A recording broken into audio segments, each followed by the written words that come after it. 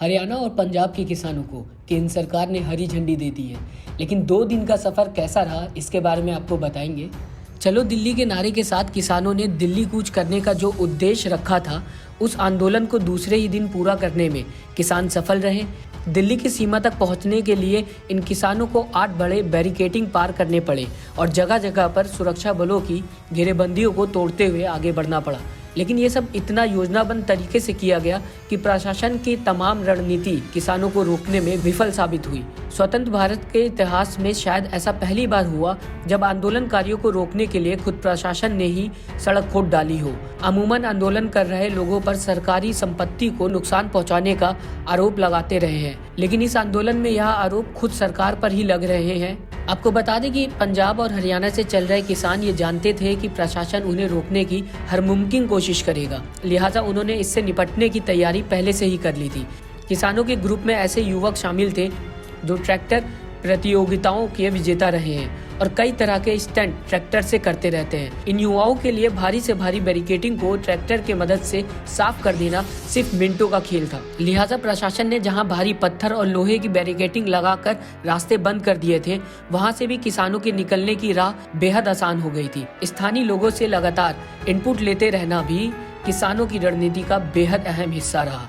जहां प्रशासन ने हाईवे को बड़े बैरिकेडिंग और सुरक्षा बलों की तैनाती से ब्लॉक कर दिया था, उन जगहों को स्थानीय किसानों की मदद से आंदोलनकारियों ने बाईपास किया और हाईवे से सटे रास्तों से होते हुए किसानों के ग्रुप आगे बढ़ते रहे। समलखा के पास तो संत निरंकारी आश्रम ने अपने खेतों को किसानों के लिए खोल दिया, जहां हजारों किसानों की भीड़ हाईवे को बाईपास करते हुए आगे बढ़ता गया और साथ ही साथ लगातार बैरिकेडिंग को तोड़ता गया।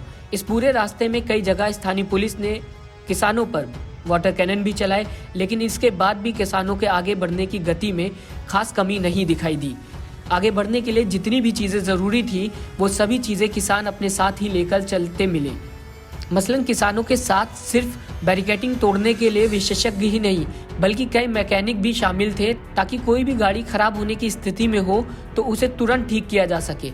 इतना ही नहीं, आंदोलनकारियों के ग्रुप में डॉक्टर्स की टीम भी शामिल थी, जो मेडिकल इमरजेंसी आने पर हालात संभाल सके। फिलहाल कोरोना से इस दौर में इतना बड़ा आंदोलन करना, डॉक्टर का होना भी इस आंदोलन में ज़रूरी है, क्योंकि लगातार जिस तरीके से कोरोना एक तरफ दिखाई दे रहा है, कोरोना का संक्रमण पूरे देश में दिखाई दे रहा है, तो दूसरी तरफ इतना बड़ा आंदोलन वो बिना डॉक्टर के नहीं हो सकता था, जिसे देखते हुए किसानों ने अपने साथ डॉक्टर्स के ग्रुप भी रखे थे, जो जगह जगह पर उनकी देखभाल कर रहे थे और वक्त आने पर उनको दवाइयाँ भी दे रहे थे।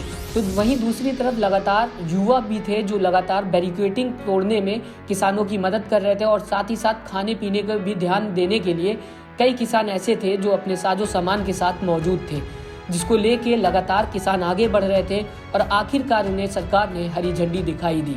Bureau report, the national news India. Channel को लाइक, शेयर एंड सब्सक्राइब करें और बेल आइकन दबाना ना भूलें।